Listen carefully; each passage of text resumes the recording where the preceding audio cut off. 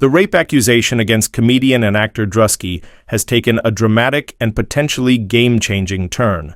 Druski isn't just denying the allegations, he's launching a full-scale counterattack, claiming there are huge holes in his accuser, Ashley Parham's story.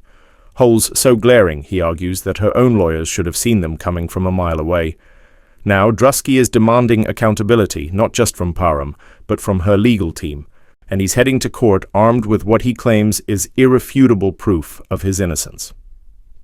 Druski's legal team filed explosive documents on Friday, directly calling out Parham's attorneys, Ariel Mitchell and Sean Perez. The core of Druski's argument? A series of easily obtainable documents that he says completely dismantle Parham's claim that he raped her in Northern California on March 23, 2018.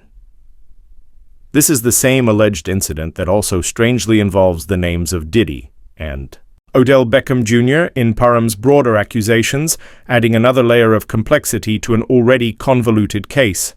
But the foundation of Druski's defense lies in a crucial piece of evidence: the very police report filed by Ashley Parham regarding the alleged March 23, 2018 assault.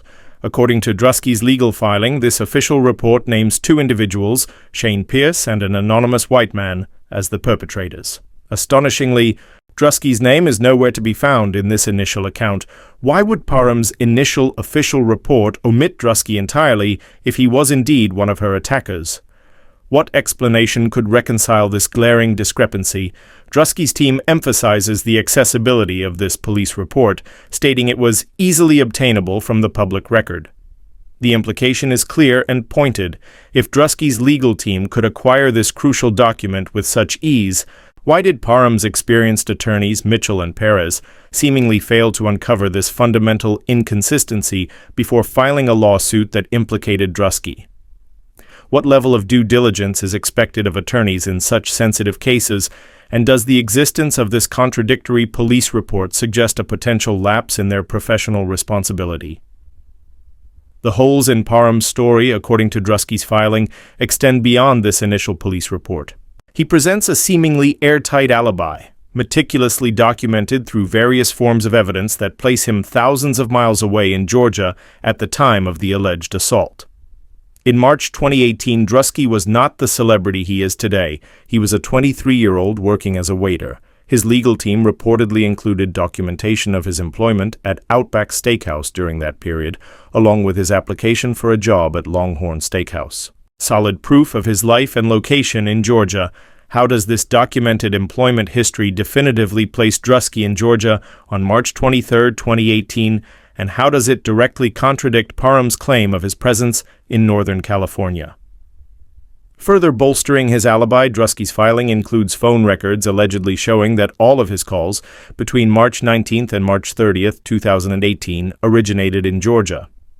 Adding another layer of verification, his bank statement reportedly shows a purchase at a Georgia gas station on March 23rd. This multifaceted alibi paints a clear picture, according to Druski, of a young man living a regular life in Georgia, far removed from the alleged events in California. Given this seemingly strong alibi, why did Parham specifically name Druski in her lawsuit, and what motivated this accusation despite the contradictory evidence?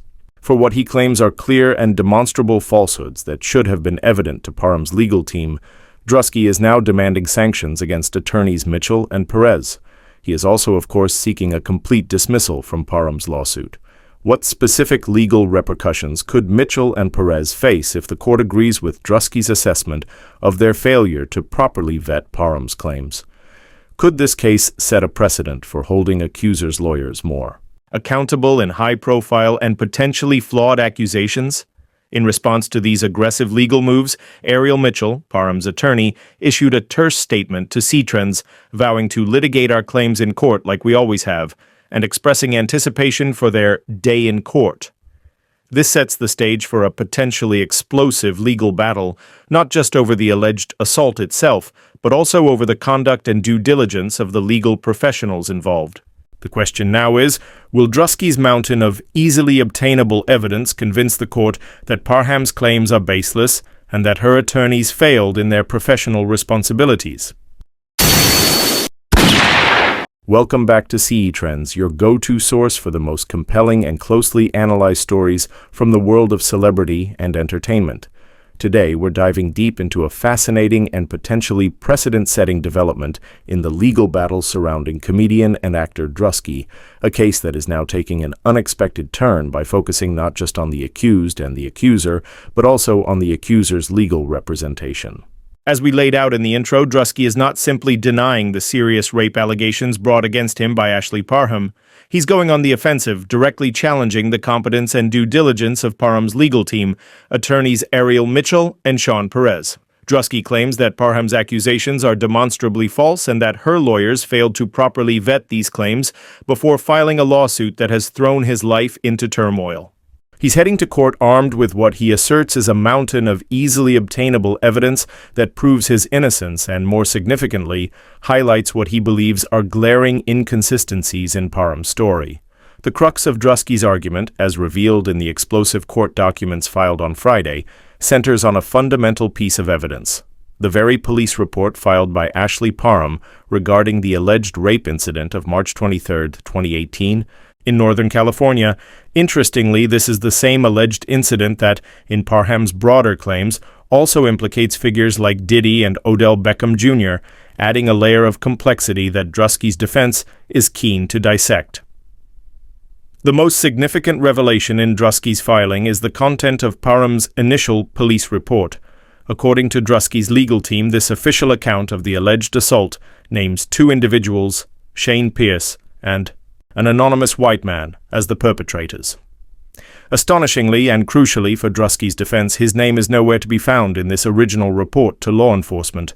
This glaring omission forms the bedrock of Druski's claim that Parham's accusations against him are baseless from the outset. Druski's team emphasizes the accessibility of this pivotal police report, stating unequivocally that it was easily obtainable from the public record. The implication is clear and carries significant weight. If Druski's legal team could acquire this fundamental document with such apparent ease, why did Parham's experienced attorneys, Mitchell and Perez, seemingly fail to uncover this critical inconsistency before filing a lawsuit that directly implicated Druski in such a serious crime? This raises serious questions about the level of due diligence conducted by Parham's legal team and whether they adequately investigated the facts before proceeding with the lawsuit. The alleged holes in Parham's story, according to Druski's legal filing, extend beyond this initial and contradictory police report. Druski presents what appears to be a robust and meticulously documented alibi, placing him thousands of miles away in Georgia at the exact time the alleged rape occurred in Northern California. To understand the significance of this, it's crucial to remember that in March 2018, Druski was not the prominent celebrity he is today. He was a 23-year-old working a regular non-showbiz job as a waiter. His legal team has reportedly submitted concrete evidence of his employment at Outback Steakhouse during that period, along with his application for a subsequent job at Longhorn Steakhouse, tangible proof of his life and geographical location in Georgia.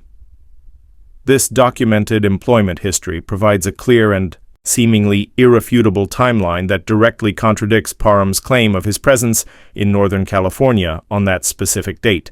Adding further weight to his alibi, Druski's legal team has also included his phone records in the court filing. These records allegedly demonstrate that all of his phone calls between March 19th and March 30th, 2018 originated in the state of Georgia. To provide an even more granular level of verification, Druski's bank statement reportedly shows a purchase made at a gas station in Georgia on March 23rd, the very day of the alleged rape in California.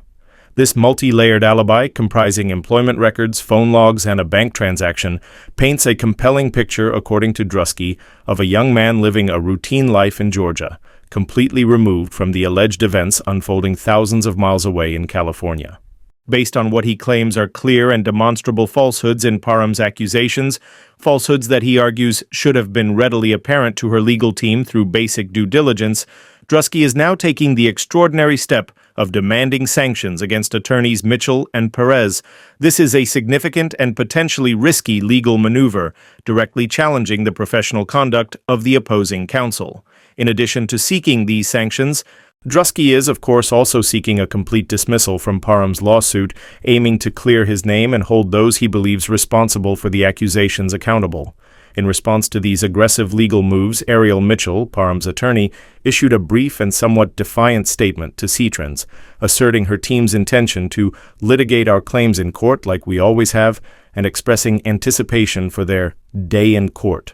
This sets the stage for a potentially explosive and highly unusual legal battle, one that extends beyond the alleged assault itself to scrutinize the conduct and due diligence of the legal professionals involved. The central question now is whether Druski's mountain of easily obtainable evidence will convince the court that Parham's claims are indeed baseless and that her attorneys failed in their fundamental professional responsibilities. The outcome of this legal showdown could have significant ramifications, not just for Druski and Parham, but also for the standards of legal practice in handling such sensitive and high-profile accusations. We here at CEtrends are committed to bringing you in-depth and unbiased coverage of this developing legal drama. We will continue to analyze every twist and turn, examining the evidence presented by both sides and exploring the potential legal and ethical implications of Druski's bold counterattack. To stay informed on all the latest developments in this fascinating case, make sure you hit that subscribe button and ring the notification bell. Now, we want to hear your thoughts on this unprecedented legal strategy. Do you believe Druski has a valid argument in seeking sanctions against Parham's attorneys? What impact could this case have on how lawyers handle similar accusations in the future? Share your opinions and predictions in the comments section below. Your insights are valuable to our community. If you're intrigued by our in-depth analysis of this complex legal battle, you might also be interested in our previous videos exploring other high-profile celebrity legal cases, such as Diddy's Hidden Victim 5. What are they afraid to reveal? Or our analysis of Diddy trial, the videos everyone's talking about. These videos offer further context and analysis of the legal intricacies often involved in celebrity news. You can find links to these videos on the screen right now. Thank you for joining us on CEtrends. Your support allows us to continue providing you with the in-depth celebrity news and analysis you've come to expect.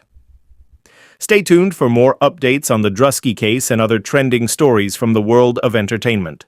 Until next time, stay informed and keep the conversation going.